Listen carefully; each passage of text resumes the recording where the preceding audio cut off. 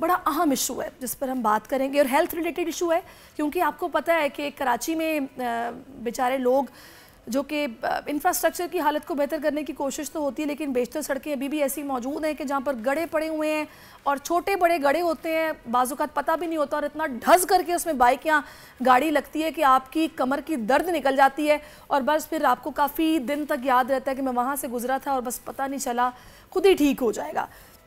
तो खैर ये खुद ही ठीक हो जाए वाला जो मामला है ना, ये आई थिंक सो हर पाकिस्तानी की सोच है।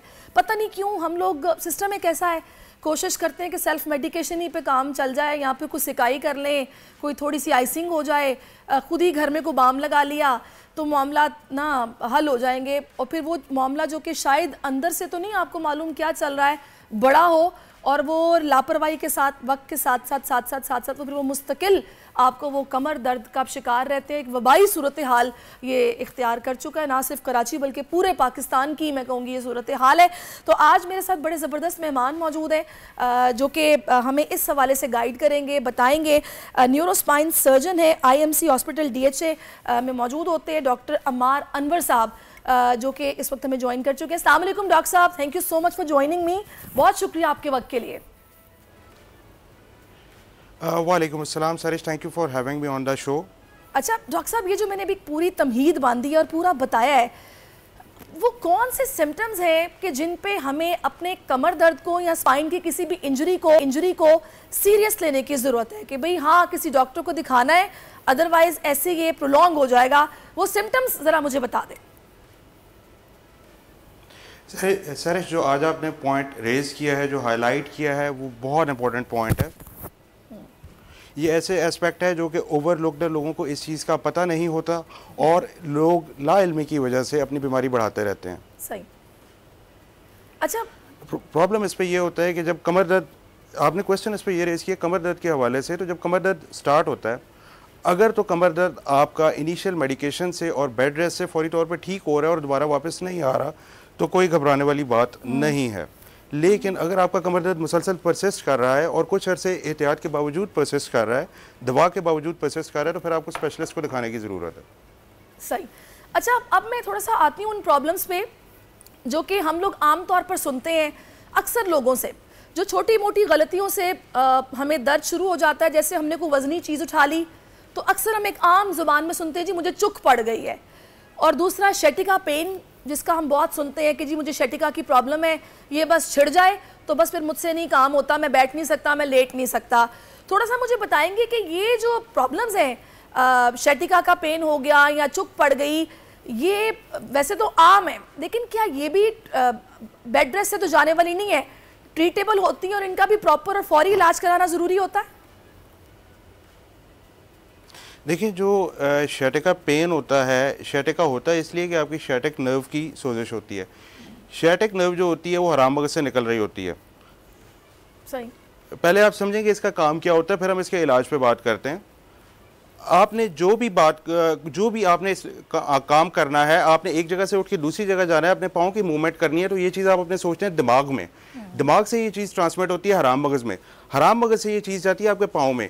ये ऐसे ही होता है कि जैसे वापडा से बिजली बन रही है, बिजली बन के आपके ट्रांसफार्मर तक आ रही है, ट्रांसफार्मर से तारें निकल के घरों को सप्लाई कर रही हैं। सही।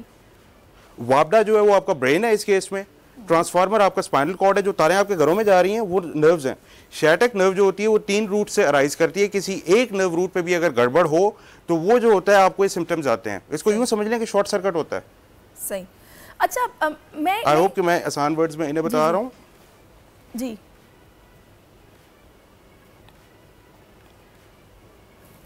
आप क्वेश्चन पूछने वाले थे कोई? जी। अच्छा, मुझे ऐसा लगा कि शायद आप कंप्लीट करेंगे कुछ आवाज़, क्योंकि चूंकि हम लोग डिफरेंट लोकेशंस पे मौजूद हैं तो थोड़ा सा गैप आता है आप तक मेरी बात पहुंचने में और मेरी आप तक। अच्छा, मुझे ये बताइएगा थोड़ा सा डॉक्टर साहब, हम लोग ये भी देखते हैं कि हम लोगों का जो स्लीपिंग पैटर्न है वो डिस्टर्ब होता है, हमारे जो सोने के एंगल्स हैं वो बहुत अजीब होते हैं, कुछ लोग बिल्कुल उल्टा सोते हैं, कुछ लोग ज़ाहिर है साइड पर सोते हैं, ये भी बहुत मैटर करता है। अक्सर डॉक्टर्स एडवाइस करते हैं कोशिश करें कि सीधा सोएं।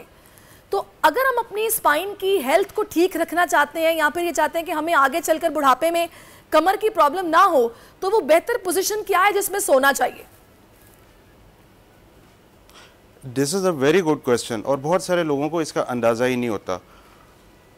आपने अगर अपनी स्पाइन केयर करनी है, अप्रोप्रिएट पोजीशन पे सोना है, तो आपको हार्ड मैट्रेस पे सोना होगा। पुराने वक्तों में होता ये था कि एक फटा होता था, उसके ऊपर एक तलाई बिछाई होती थी पतली सी, और उसके ऊपर लोग सोते थे, किसी को स्पाइन का मसला नहीं होता था।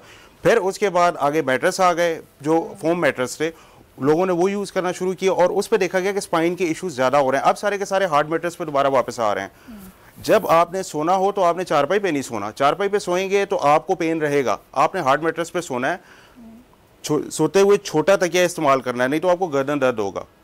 सही। अच्छा, इसमें डॉक्टर दूसरी चीज जो इस पे आपने शो के शुरू में एक पॉइंट रेज किया था, आपने बाइक से रिलेटेड और खड्डों से रिलेटेड बात की थी। बाइक राइडर्स जितने भी इस वक्त मुझे सुन रहे हैं, ये आप सबसे रिक्वेस्ट है, हमारे जो पाकिस्तान में इस वक्त बाइक्स आ रहे हैं उनकी सस्पेंशन कोई इतनी अच्छी नहीं है, आप हाई स्पीड पे उन्हें नहीं चला सकते। उनको अगर आपने चलाना है तो 30-40 किलोमीटर पर आवर की रफ्तार से चलाएं, और सामने खड्डा देखें तो बाइक को स्लो कर लें, क्योंकि जब बाइक खड्डे पे लगता है तो आपकी स्पाइन के ऊपर प्रेशर पड़ता है, और एक या दो दफ़ा ऐसे हो तो आपकी डिस्क रप्चर हो जाती है, और जब डिस्क रप्चर होती है तो फिर आपकी कमर में दर्द स्टार्ट होता है, और फिर वो ठीक कोई नहीं होता। क्योंकि जब डिस्क एक दफ़ा बाहर निकल आए तो ये ऐसे ही है कि जैसे आपके बाइक का टायर पंक्चर हो गया, जब तक आप उसे पंक्चर नहीं लगवाएंगे, उसको आप चलाते रहेंगे, वो आपको तंग करता रहेगा। Same is the case here कि डिस्क फट के बाहर आ जाती है, तो इनिशियल केसेस में आपको बेड रेस्ट करना होता है, अपने वेट को कंट्रोल करना होता है, एहतियाती तदाबीर को फॉलो करना होता है। फिर अगर ठीक नहीं होता तो फिर आपको फिजियोथेरेपी करानी होती है, और उसके बावजूद अगर आप ठीक नहीं होते, टांग में मुसलसल दर्द रहता है, टांग सुन्न होती है, पाँव की कमज़ोरी होती है, पेशाब या पखाने पर कंट्रोल लॉस होता है, और मर्दों के अंदर अगर मर्दाना कमज़ोरी हो रही है तो फिर आपको न्यूरोसर्जन से कंसल्ट करना चाहिए। सही, बहुत अच्छी बात आप बता रहे हैं डॉक्टर साहब। अच्छा, मुझे ये भी बताइएगा कि चूंकि ज़ाहिर है हमारा जो फोकस है वो कमर दर्द है, वो भले किसी भी वजह से हो। अभी आपने डिस्क रप्चर की बात की है, मैंने ऐसे बहुत सारे केसेस देखे हैं और सुने हैं कि जिसमें ये पता चलता है कि अगर किसी को अचानक से पैरालाइज का अटैक हुआ है, अगर आपने उस वक्त फौरी तौर पर बर वक्त मरीज़ को नहीं पहुंचाया ऐसी जगह पर जहां पर उसको जो भी उसका ट्रीटमेंट है फौरी इमीडिएटली नहीं मिलता, तो बस फिर वो वक्त ही होता है, कुछ मिनट्स ही होते हैं जो इंपॉर्टेंट होते हैं, वो गुजर जाएं तो फिर सारी ज़िंदगी के लिए आप फिजियोथेरेपी कराते रहते हैं, आपको रिलीफ नहीं मिलता, आप जितने भी इलाज करा लें। क्या ये मिथ है या फिर ये वाकई ऐसा है? ये एब्सोल्युटली फैक्ट है, ये मिथ नहीं है। There is a golden period, it varies from disease to disease. अगर आप फालिज की बात करें तो आपके पास 6 से 12 घंटे का टाइम होता है, 6 घंटे का गोल्डन पीरियड होता है। अगर आप ये इसी तरह है कि एक बंदे को दिल का दौरा पड़ा है और आप फौरी तौर पे अस्पताल लेके नहीं गए तो रास्ते में मर जाता है, ठीक है, this is the same case. इसमें स्ट्रोक होता है तो इसे आप दिमाग का दौरा समझें। अगर आपके पाँव में कमजोरी हो रही है, फुट ड्रॉप हो रहा है, या पेशाब पखाने का कंट्रोल लॉस हो रहा है, तो कोडा इक्वाना सिंड्रोम है, ये स्पाइन पे आपके अटैक हुआ है।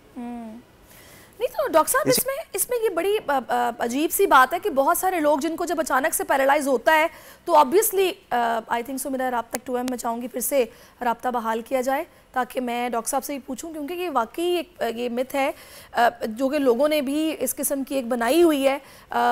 ज़ाहिर है नहीं पता चलता ना एकदम कि पता नहीं क्या हो गया, अगर मुझे पैरालाइज का अटैक आया है तो ये शायद मैं वैसे ही मुझे फील हो रहा है कि मेरी टांग सुन्न हो गई है। आम तौर पर हमारा कभी पाँव सुन्न हो जाता है, कभी हाथ सुन्न हो जाता है, कभी टांग, कभी बाजू, तो लोग एकदम समझ नहीं पाते हैं। तो इस पर डॉक्टर साहब बताएंगे, उन्होंने ये तो फैक्ट क्लियर कर दिया कि वाकई कुछ आर्ज होते हैं, उसके बाद वो इलाज मुमकिन उस तरह से नहीं हो पाता। डॉक्टर साहब, हम आम रूटीन में ये फील करते हैं कभी गलत पोजीशन में सोने पर हमारी टांग या बाजू या हाथ सुन्न हो जाता है, तो उस वक्त तो पेशेंट एकदम से यही समझता है कि शायद ये वक्ती तौर पर हुआ है, तो वो बर वक्त नहीं पहुंच पाता। ये भी तो एक मैटर है ना।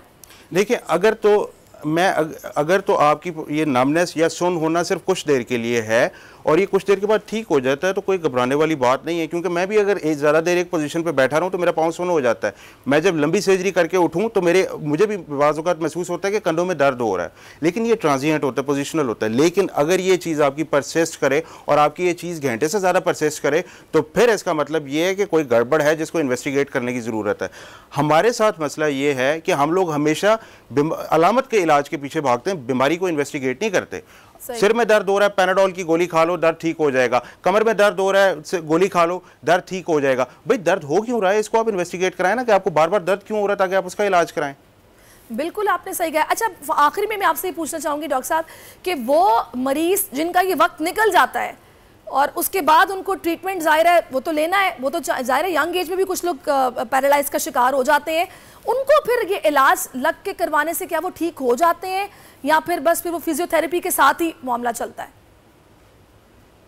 देखें, अब इस स्टेज पे सर्जिकल इंटरवेंशन की ज़रूरत होती है। इस स्टेज पे फिजियोथेरेपी से फ़ायदा नहीं होना होता।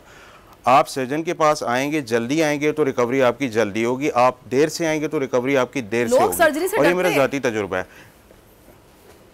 मैं इस पे भी अभी आ रहा हूँ। ये आपने बहुत अच्छा पॉइंट रेज किया, but I have to answer your first question first कि सर्जरी के बाद रिकवरी कितनी होती है। मेरे पास एक जवान पेशेंट को मैंने ऑपरेट किया था और उसकी बहन जो थी मेरी हाउस अफसर रही है जी। उस पेशेंट को मैंने इंजरी के बाद 12 घंटे के अंदर अंदर ऑपरेट किया था और वो जब मेरे पास आया था टोटली पैरालाइज था। उसकी लोअर लिम्स यहाँ से जो निचला धड़ था उसके टांगों में जान कोई नहीं थी। मैंने उसे 12 घंटे के अंदर अंदर ऑपरेट किया था, उसकी स्पाइन को फिक्स किया था, डीकम्प्रेस किया था। उसके बाद उसकी एग्रेसिव किस्म की फिजियोथेरेपी हुई थी और मेरे ही थेरेपिस्ट ने कराई थी। He was back on his feet with in 4 months। वो लड़का इंजीनियर है and he is absolutely fine. जबरदस्त। बहुत एक और पेशेंट मैंने ऑपरेट किया था। एक और ये पेशेंट्स का होता है, ये सक्सेस स्टोरीज होती हैं जो लोगों को पता नहीं चलता। उनका भी यही मसला था, ही इज फाइन। अब आपने ये सवाल पूछा है सर्जरी से related, to sum it short, आपने जो भी केसेस देखे हैं जो ख़राब हुए देखे हैं ना, वो पूछें कि ऑपरेट कहाँ पे कराया और ऑपरेट से पहले मरीज़ की क्या इंडिकेशन थी, क्या सूरत हाल थी। अगर एक मरीज़ माजूर होकर आता है और वो एक्सपेक्ट करता है कि ऑपरेशन के बाद में उठ के भागने लग जाऊंगा, तो फौरी तौर पे ऐसे नहीं होता, टाइम लगता है। हम इलाज कर रहे हैं, हम जादू नहीं कर रहे। सही। दूसरी चीज़ इस पे ये जो बहुत इंपॉर्टेंट है वो ये कि आपने ऑपरेट कराया कहाँ से है। आप कभी भी पब्लिक ट्रांसपोर्ट को मर्सिडीज़ की सवारी से कंपेयर नहीं कर सकते।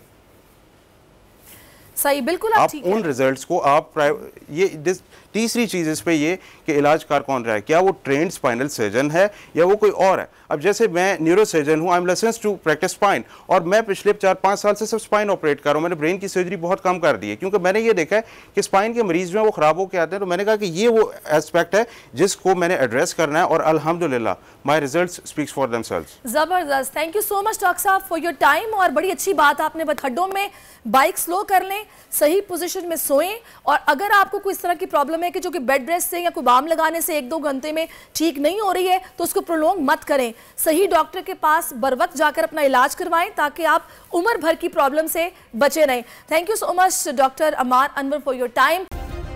सब्सक्राइब करें और बेल दबाएं ताकि कोई खबर रह न जाए।